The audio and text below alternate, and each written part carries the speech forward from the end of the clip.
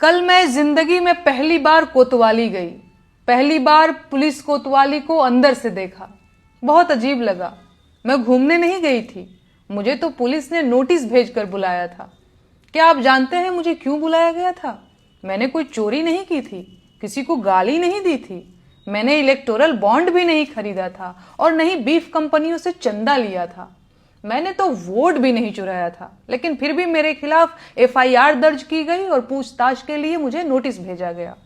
जानते हैं मेरा अपराध क्या था?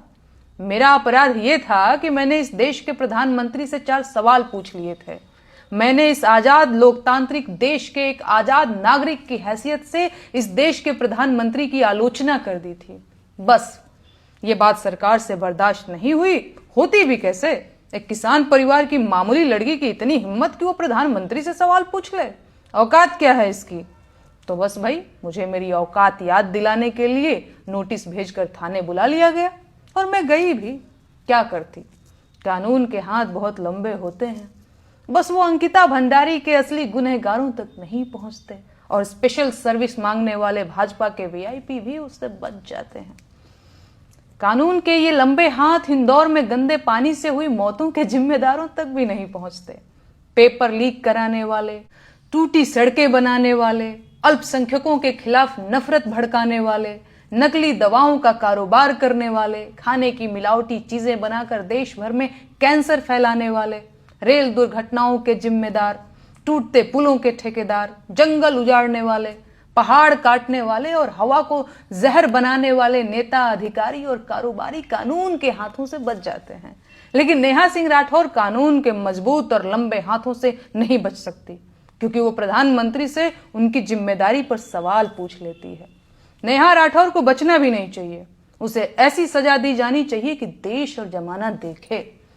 उसे उसके मुंह में जबान होने की भरपूर सजा मिलनी चाहिए। जिन बेटियों की दुश्मन पूरी भाजपा है, नेहा पर उनके लिए आवाज उठाने की सजा भी मुकर्रर की जानी चाहिए। बेरोजगारी के मुद्दे पर बोलना भी क्या छोटा गुनाह है? महंगाई पर गीत गाना क्या वित्त मंत्रालय से बगावत नहीं है?